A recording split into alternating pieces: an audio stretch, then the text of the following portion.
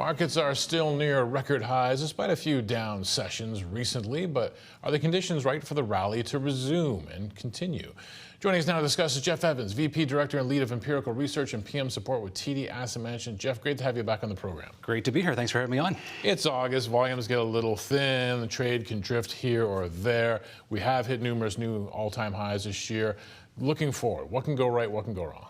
So it's a great question with every time markets are at new highs, and then even more importantly, when you have valuations that are also starting to push into more elevated levels. It's certainly top of mind for a lot of people. What happens next? Where do we go from here? We did a little study in my team a couple weeks ago just to put some numbers around this, try to get a base case of what normally happens. We found some data on the S&P back to the 1930s all the way up until today, and did a really simple study where we went through and said every week if the S&P has hit a new all-time high, let's see what happens a year later. Is the market likely to be up, down, and you get a rough sense of the probabilities. It works out to about 70% of the time the market is up a year later. Of course, 30% of the time market will be flat or down. But those are still pretty good odds. And if the base case is 70% probability of going higher, usually means that investors should stay invested, ride out any short-term volatility. Over the longer term, the market tends to grind higher. Now, that said, there's a couple of things that are a little bit different this time that'll change those probabilities a little bit. Probably the most important is market concentration. What we've been seeing over the last couple of years is the large 10 stocks, largely the tech stocks, accounting for a greater and greater part of the S&P 500. That's up to almost 40% today. In fact, might even be a little bit more than that last time I checked. And so you're in a situation where if something goes wrong with one of those companies, if they have one little operational blip, a misstep, a miscommunication, they have a disproportionate impact on the index in a way they didn't have 5 or 10 years ago. You have to go back to the 1930s to find a period where the market was as concentrated as it is today. And what that means is, unfortunately, there's always a possibility that a company can have a negative quarter or something goes wrong. And so if we're thinking about the base case, maybe it's more like a 60% chance the market's up a year from now, just because we've got to factor in some, be a little bit conservative and give some likelihood that something could go wrong with one of those larger companies. The other side of this is market conditions are getting a little frothy in certain areas. Earnings growth expectations based on consensus numbers are 12% per year of growth every year for the next 3 years. That's double the long-term average. So we're seeing a lot of optimism from sell-side analysts. And then we're also, of course, seeing valuations starting to get back to where we saw in the early 2000s, depending on how you measure it, 22 to 24 times on the S&P 500. And again, it just comes back to this argument that if anything goes wrong, if we see any little blips, the market tends to sell those companies down pretty quickly, and if it's one of the big tech stocks, you can have a disproportionate impact on the index.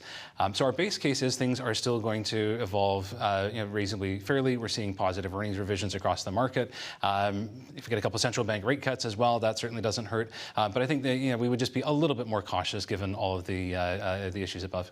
When we think about those momentum players that have been leading the market, it's only been a couple days, but there was a bit of selling pressure on those. Are we seeing any rotation in the markets? Little bits and pieces. What I would say, interestingly enough, the momentum, if you look at it quantitatively, it's a very slight decline. There have certainly been some bigger tech stocks, but on a broad basis, we're not seeing a huge rotation out of momentum. It's really a couple of AI-specific names. But what we have seen more of, and we're noticing this across our quantitative models, is there's been an uptick in demand for dividend yield and value stocks. Now, what's interesting is that's actually not just the last couple of weeks. It's been going on for 5 years. If you go back to November 2020, when we had the vaccine news, bottom of the market, a basket of value stocks has outperformed the S&P 500. I forget the exact number, but it's 10-15% over the last 5 years, which probably surprised people because AI and NVIDIA and all these other companies have been much more front and center. And we're starting to see that trade reaccelerate again, and particularly for dividend yield, now that we're seeing some central bank rate cuts in the U.S. come back on the table.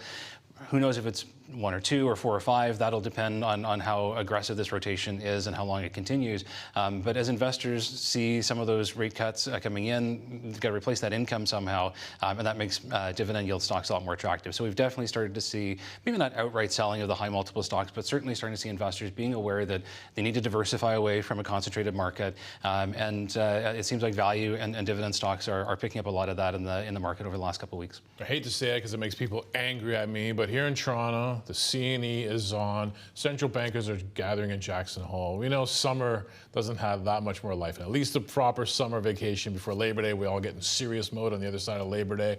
Is it still a risk-on market? What we've been seeing in our factor models is it is very much a risk-on market, and the way we would define that is by looking at high volatility stocks relative to low. We run that through a lot of our models to get a very clean sense of how the market is pricing those groups. And what we've been seeing for the last 5 years, and it's almost the same as value stocks, the market has had a very strong preference for higher risk, higher beta securities. Very unusual. If you look at the 40-year trend, all you had to do is buy boring, defensive, dividend-paying stocks. They tended to outperform with lower volatility. But the last 5 years, you're seeing a little more inflation concerns. That tends to help support some of the more cyclical areas, energy and materials in 2021, 2022, and inflation was heating up. Those were quite strong. And then people sometimes forget this, but the NVIDIAs and the AI stocks also tend to be higher beta relative to the broader benchmark. And so on this AI theme, we're also seeing that demand holding in. We really haven't seen, there's been blips. If you go back to April when we had the tariff war, very aggressive rotation into defensive stocks in a short period of time. But broadly speaking, we're right back up to sort of all-time highs in the last 5 years on risk on. Our main concern would be this thing seems to be changing very quickly. So if the tone shifts, if something happens that brings more concern into the market or more macro shocks, we had one of the biggest rotations into defensive stocks in April that we've seen in 25 years, and it happened in the space of a couple of weeks. So it's very important to get ahead of that, and we think it's a great time for investors to use the quiet of the summer to add a little diversification and make sure they've got portfolios that are resilient to all market environments.